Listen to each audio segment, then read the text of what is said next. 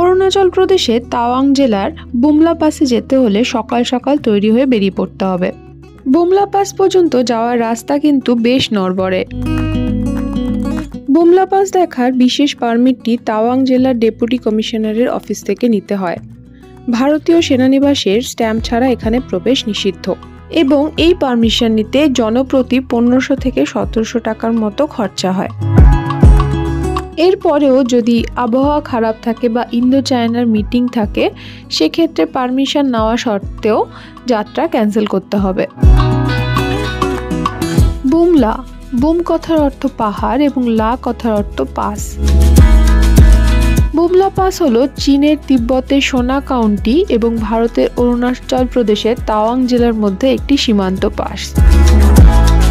ভারতের তাওয়াং শহর থেকে প্রায় 37 কিলোমিটার দূরে এবং চীনের সোনাজং শহর থেকে 43 কিলোমিটার দূরে এই পাসটি বর্তমানে অরুণাচল প্রদেশ এবং তিব্বতের মধ্যে একটি বাণিজ্যিক পয়েন্ট হিসেবে কাজ করে। চীন ও ভারতের নিরাপত্তা বাহিনীর জন্য এটি একটি সম্মত বর্ডার পার্সোনাল মিটিং পয়েন্ট বা বিপিএম। বছরে প্রায় 9টি বিপিএম এখানে হয়। 5 বার ইন্ডিয়ার ভেতরে হয় এবং 4 বার চায়নার ভেতরে হয়। গৌহাটি থেকে আনা গাড়িকে তাওয়াংয়ে রেখে অরুণাচলের বিশেষ এসইউভি গাড়ি করেই বুমলা পাসে যাওয়া যায়। এই বুমলা পাসে এসে পৌঁছালাম, আর এটা হচ্ছে এন্ট্রি পয়েন্ট, এর ভেতর দিয়ে যেতে হবে। বুমলা পাসের একটি ঐতিহাসিক তাৎপর্য রয়েছে। 1962-তে 23শে অক্টোবর ইন্ডিয়া চায়নার মধ্যে হয়েছিল ব্যাটল অফ বুমলা পাস বা বুমলা পাসের যুদ্ধ। এই যুদ্ধে চাইনিজ সৈন্যরা 3টি ধাপে তাওয়াং দখল করার চেষ্টা করে।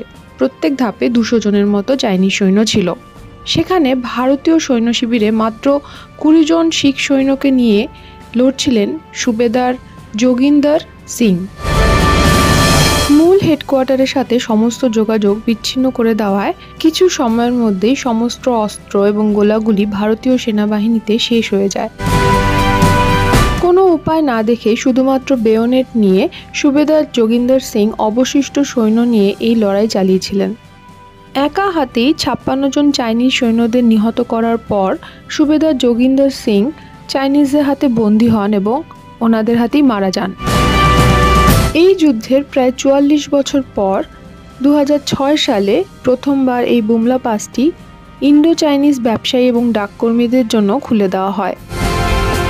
বুমলা পাসের ভিডিওটা তোমাদের কেমন লাগলো অবশ্যই কমেন্ট করে জানিও। ভালো লাগলে একটা লাইক করে দিও।